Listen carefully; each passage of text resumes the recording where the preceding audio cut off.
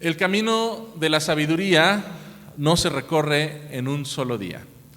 Ese fue el pensamiento que iniciamos o que nos inició en el camino de la sabiduría estas últimas 3 semanas, guiados por la palabra de Dios en la carta del apóstol Santiago. En esta ruta, en este camino a la sabiduría, hemos recorrido los intrincados pasillos de la verdadera religión pura y sin mancha delante de Dios nuestro Padre. Vamos a recordar lo que hemos hablado hasta ahora. La primera semana fuimos confrontados con la realidad de que nuestros actos externos de religión no resuelven el problema interno de la maldad en nuestro corazón, sino solamente se puede hacer por el perdón y por la limpieza que Cristo realiza. La segunda semana, el camino a la sabiduría, nos desafió a poner en práctica nuestro amor por el prójimo como una muestra de nuestra fe, de nuestro amor y de nuestra fidelidad a Dios. Y la semana pasada fuimos confrontados a refrenar nuestra lengua, a escuchar primero y hablar para bendecir a Dios y bendecir al prójimo. Todo esto lo resumíamos en 2 versículos de la carta de Santiago, en el capítulo 1, versículos 26 y 27. Si alguien se cree religioso, pero no le pone freno a su lengua, se engaña a sí mismo y su religión no sirve para nada. La religión pura y sin mancha delante de Dios nuestro Padre es esta: atender a los huérfanos y a las viudas en sus aflicciones y conservarse limpio de la corrupción del mundo. Por 3 semanas, de las 5 semanas que dedicaremos al libro de Santiago, hemos hablado sobre la verdadera religión. Y alguien podría preguntar, bueno, ¿qué tiene que ver la verdadera religión con la sabiduría? Porque he reiterado que el libro de Santiago pues es el libro de sabiduría en el Nuevo Testamento. Y como libro de sabiduría, la respuesta está en el principio que todos los libros de sabiduría de la Biblia establecen. Dicen que el principio de la sabiduría es el temor a Jehová, el temor de Dios. Esa palabra temor no significa solamente espanto o miedo, sino que se refiere a ese asombro, a esa maravilla. Algunos dicen es un respeto profundo, pero es más que un respeto profundo, es un sobrecogimiento por la santidad de Dios que nos lleva a nosotros a adorarlo, a bendecirlo, a glorificarlo. Es por eso que la religión, ¿verdad?, estos actos de servicio y de adoración a Dios, hechos correctamente, una religión pura y sin mancha, es el inicio del camino a la sabiduría. Adorar a Dios por quien es Él, temiendo a Dios, estando asombrados por el Señor, nos hace recordar quién es Dios y entonces podemos ser sabios.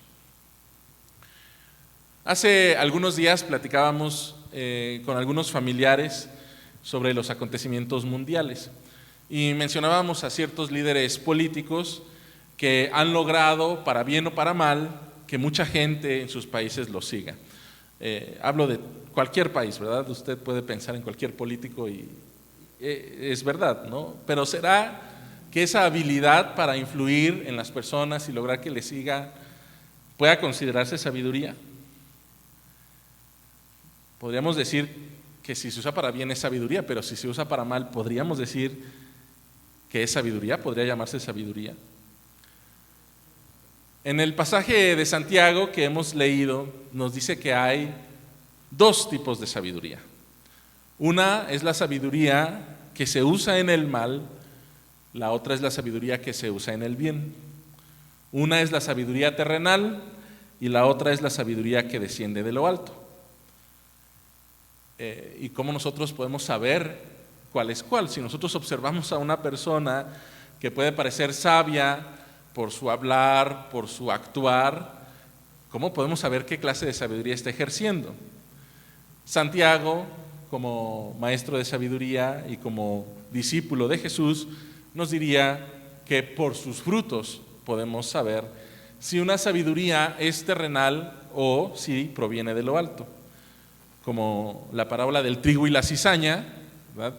La sabiduría, estos 2 tipos de sabiduría pueden parecerse mucho, pero es hasta que vemos sus frutos es que las podemos distinguir bien. Además, cada uno de estos tipos de sabiduría tiene también su propio camino, y conforme andemos en un camino o en el otro, vamos adquiriendo más sabiduría de un tipo o de otro tipo. Y nosotros tenemos que elegir cuál camino queremos andar, pero con la advertencia de que cada camino tiene un destino diferente. El camino de la sabiduría terrenal, tengo que ser honesto, es el más fácil. Es el más fácil. Solamente basta concentrarse en lo que yo deseo obtener para mí y después, si acaso, para los míos. En un sentido muy real, todos estamos inmersos en ese camino de sabiduría. Es el camino en el cual andamos por naturaleza. Se origina en la naturaleza humana y en la forma de proceder del mundo. En la versión Reina Valera dice que esta sabiduría es animal, pero no piensen que se refiere a los animalitos, ¿verdad? Es la sabiduría que viene del ánima, del alma humana. Es decir, una sabiduría que proviene del corazón humano. Podemos pensar en muchos ejemplos, no es tiempo de testimonios, así que yo les voy a dar un ejemplo. En el Evangelio de Marcos, en el capítulo 9, en los versículos 30 al 37, Jesús anuncia a sus discípulos por segunda vez que sería entregado a los dirigentes religiosos, que ellos lo matarían, pero que después de 3 días Él resucitaría. Dice el Evangelio de Marcos que ellos no entendieron, pero por miedo prefirieron no preguntarle. No le preguntaron, pero en todo el camino se la pasaron discutiendo quién de ellos era el más importante. Y entonces aquí podemos ver por lo menos 3 aspectos de esta sabiduría terrenal. En primer lugar, algo tan sencillo como no preguntar, algo tan sencillo como no preguntar, es un acto contrario a la sabiduría. ¿Cómo esperamos ser más sabios si no preguntamos? Y no me refiero solamente a obtener conocimiento o datos curiosos. Muchas veces, por no preguntar, nos hacemos ideas equivocadas de las personas o del mundo o de las situaciones de la vida, y como no preguntamos, entonces actuamos conforme a esa idea que nosotros nos hacemos. Tal vez saludé a alguien y me responde de manera áspera y yo me siento ofendido. Pero como no pregunté, no supe que esa persona se despertó con una jaqueca insoportable que no quiere verse ni a él mismo.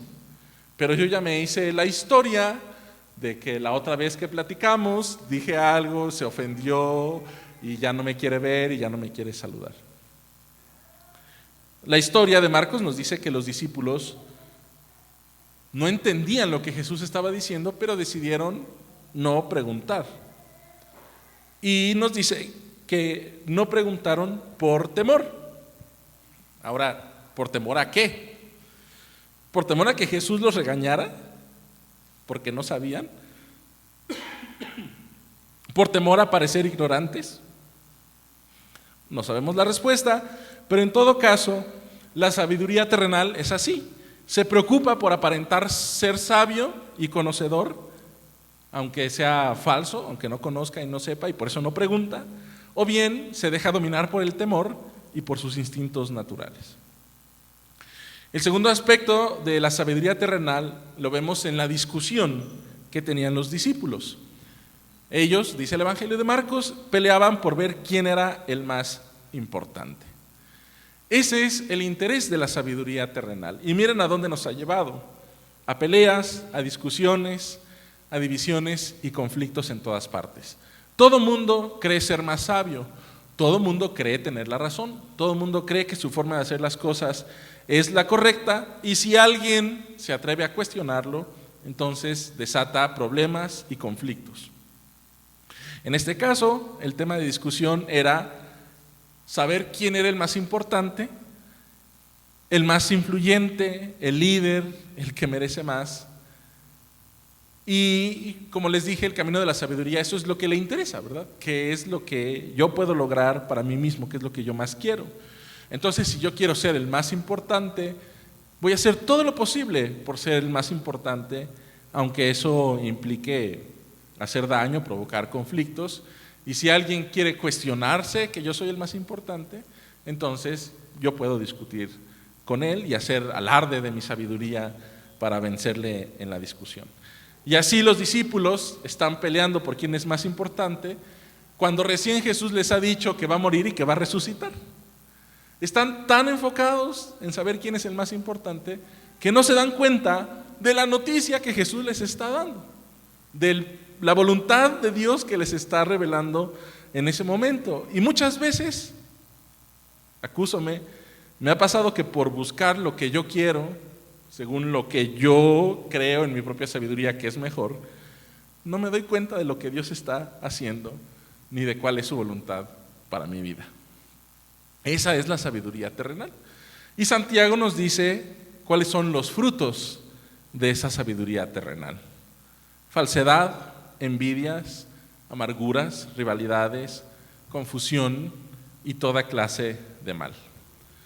Como el origen de la sabiduría terrenal es la naturaleza humana egoísta y en las emociones, en el alma humana, entonces es cambiante, porque las emociones son cambiantes, son inestables y se basa en nuestros malos deseos terrenales. Dice Santiago, esta sabiduría es terrenal, es animal, es del ánima, que se opone al espíritu, y termina diciendo que es diabólica. Su camino y su destino se describe en el Salmo 1. El que elige el camino de la sabiduría terrenal empieza andando con los malvados y en el camino se detiene a platicar con los que cometen pecado, y cuando menos se da cuenta ya se sentó a comer con los blasfemos. Ese es su caminar, y su destino es ser juzgado por su maldad sin esperanza de recibir indulgencia, y el final del camino de la sabiduría terrenal es la destrucción. Ese es uno de los caminos de la sabiduría. En cambio, el otro camino es el de la sabiduría que procede de lo alto. Y debo ser honesto con ustedes, este es el camino más difícil. Es el más difícil porque, a diferencia de la sabiduría terrenal, no es parte de nuestra naturaleza humana. Nosotros no nacimos en este camino de la sabiduría que procede de lo alto, porque se origina en Dios. Y como dicen los profetas, sus caminos son más altos que nuestros caminos. Esta sabiduría se basa en la pureza y en la integridad. Es primeramente pura. Como en Proverbios 11:3, cuando dice: la integridad o la pureza guía a los hombres rectos, pero la perversidad destruye a los pecadores. La sabiduría de lo alto procura la paz. Proverbios 15:18, quien fácilmente se enoja, fácilmente entra en pleito, pero quien mantiene la calma, mantiene la paz. La sabiduría de lo alto es amable y benigna. Proverbios 15:4, la palabra amable es árbol de vida, la palabra perversa destruye el espíritu. La sabiduría de lo alto es compasiva y no responde al mal con el mal. Proverbios 25:21, si el que te odia tiene hambre, dale de comer, y si tiene sed, dale de beber. La sabiduría de lo alto es imparcial y hace justicia. Proverbios 29:7, el justo se interesa por los derechos de los pobres, pero al perverso nada le importa. Es sincera y rechaza la hipocresía. Proverbios 10:9, el de vida íntegra vive confiado, el de conducta perversa será descubierto. Este es el camino de la sabiduría de lo alto, y es un camino francamente difícil. Yo no me imagino queriendo darle de comer a la persona que me ha hecho daño tanto. O a veces se me olvidan las discusiones que puedo usar mi voz de calma y de paz. Pero así es el camino de la sabiduría de lo alto. Es un camino difícil porque va en contra de nuestros instintos naturales. Porque mi instinto natural es buscar lo mejor para mí, lo que yo quiero, lo que a mí me gusta, lo que es más conveniente para mí. Pero la sabiduría de lo alto me dice que si alguno quiere ser el primero, deberá ser el último de todos. Y no conforme con ser el último de todos, tiene que ser el siervo de todos. La sabiduría que procede de lo alto es difícil, porque la sabiduría terrenal nos llama a afirmarnos a nosotros mismos, pero la sabiduría de lo alto nos llama a renunciar a mí mismo, a negarme a mí mismo. Y como es un camino difícil, requerimos ayuda. Otra vez el Salmo 1 nos dice que la sabiduría de lo alto se obtiene cuando nos deleitamos en la ley del Señor y meditamos en ella de día y de noche. Esto, así como lo leemos, significa que nos gozamos en cumplir la ley de Dios. Y esto es cierto, pero dice también que hay que meditar en la ley de Dios. No solamente es cumplirla, no solamente es que nos guste, sino además meditar en la ley del Señor. Y la sabiduría viene precisamente de la meditación, de la reflexión, ¿verdad? Cuando nosotros queremos tomar una decisión, primero debemos meditar, reflexionar, pensar, para tomar una decisión sabia. Y esto se refiere a más que solamente obedecer y ya. Seguramente ustedes han escuchado, incluso tal vez lo hemos dicho, cuando decimos que la Biblia es un manual de instrucciones del fabricante. A mí personalmente se me hace raro hablar de la Biblia así como si fuera un manual de instrucciones, porque cuando yo estoy armando una cosa con un manual de instrucciones, yo no me pongo a meditar en el manual de instrucciones. Simplemente la sigo. La pieza A con la pieza B, con el tornillo X, se hace y ya. Pero el salmista nos dice que meditemos en la Biblia, que meditemos en la palabra de Dios, que pensemos cómo se puede vivir en diferentes circunstancias, cómo se aplica en diferentes circunstancias, aunque no sean exactamente las que estamos viviendo en ese momento. Es decir, en algún momento la ley de Dios me dice, actúa de esta manera, pero si yo estoy en otra circunstancia que no me dice el manual de instrucciones, tengo que meditar cómo se aplica ahora. De hecho, la palabra que se traduce como ley es la palabra Torah, que significa en realidad enseñanza o instrucción. Y claro, uno no medita en las leyes, uno las cumple y ya, pero en una enseñanza, en un consejo del Señor, uno sí medita, uno piensa, uno cuestiona, uno pregunta cómo se puede vivir la enseñanza del Señor a lo largo del camino que recorremos en la vida. La enseñanza del Señor es para que la meditemos una y otra vez, de día y de noche, para que en cada paso que demos en el camino de la sabiduría podamos aplicarlo. Pero como ya dije, este camino de la sabiduría que viene de lo alto es muy difícil de recorrer, es muy difícil de vivir en el mundo. Por eso necesitamos un ejemplo, alguien que nos muestre cómo se hace, un ejemplo de pureza, de calma y paz, de amabilidad, de bondad, de compasión, de integridad, de imparcialidad y de autenticidad. Y más si consideramos que estos son estándares muy altos para nosotros, que no nacimos pensando en ellos. Y así como la sabiduría desciende de lo alto, esta sabiduría desciende de lo alto, Jesús también desciende de lo alto del Padre. Les voy a dar un dato curioso para que platiquen en la comida.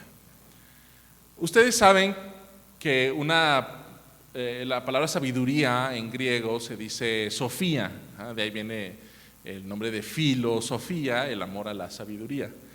Pero hay otras palabras que se usan para referirse a la sabiduría en griego, y una de ellas es la palabra logos. Logos. Así como en Juan 1 nos dice que en el principio era el logos, y el logos estaba con Dios, y el logos era Dios. Y nos dice que el logos es la luz que alumbra al ser humano y que viene al mundo, y que ese logos se hace carne y habita entre nosotros. De hecho, los primeros cristianos decían que Jesús es la encarnación de la sabiduría de Dios. Jesús es la sabiduría que viene de lo alto, es la encarnación de la sabiduría de Dios, y siendo Él la sabiduría de Dios, posee todas las virtudes de la sabiduría. Y por lo tanto, es el mejor modelo, el mejor ejemplo de cómo se camina por el camino de la sabiduría que viene de arriba. Jesús mismo fue quien dijo: si alguno quiere ser el primero, deberá ser el último de todos y el servidor de todos. Y no solo lo dijo, sino que además lo llevó a cabo en humildad y en servicio por amor. Así que si queremos andar el difícil camino de la sabiduría que viene de lo alto, Jesús es nuestro modelo a seguir. Hemos hablado de cuál es el camino terrenal, cómo se anda en ese camino, cuáles son sus características y cuál es su destino. Hemos hablado del camino de la sabiduría que viene de lo alto, cómo se camina, el ejemplo que podemos seguir, sus características. Pero ¿cuál es el destino? ¿Cuál es el fruto de la sabiduría que viene de lo alto? Otra vez, el Salmo 1, quien sigue la sabiduría de Dios será como un árbol plantado junto a corrientes de aguas, grande, verde, frondoso, lleno de vida, fuerte, sus hojas no se marchitan y da muchos, muchos frutos. Y ese fruto, nos dice Santiago, es la paz. La paz. La paz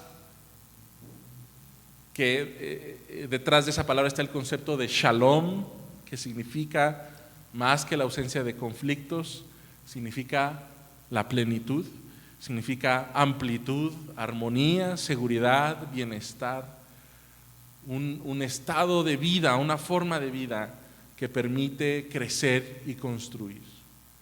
Y esa paz, ese shalom, es el destino del camino de la sabiduría que viene de lo alto. Y además nos dice el Salmo 1 que Dios conoce el camino de los justos, de los que andan en ese camino. Es decir, el destino final del camino de la sabiduría de lo alto es ser conocido por Dios. Conocer y ser conocido por Dios. Dos tipos diferentes de sabiduría: la sabiduría terrenal, la sabiduría que viene de lo alto. Dos caminos, uno fácil, el otro, hermanos, muy difícil. Dos frutos diferentes: envidias, maldad, falsedad y rivalidad, o paz, plenitud, armonía, justicia. Dos destinos finales distintos: la destrucción o ser conocido por Dios. El camino a la sabiduría no se recorre en un solo día. Pero ¿qué camino vamos a elegir?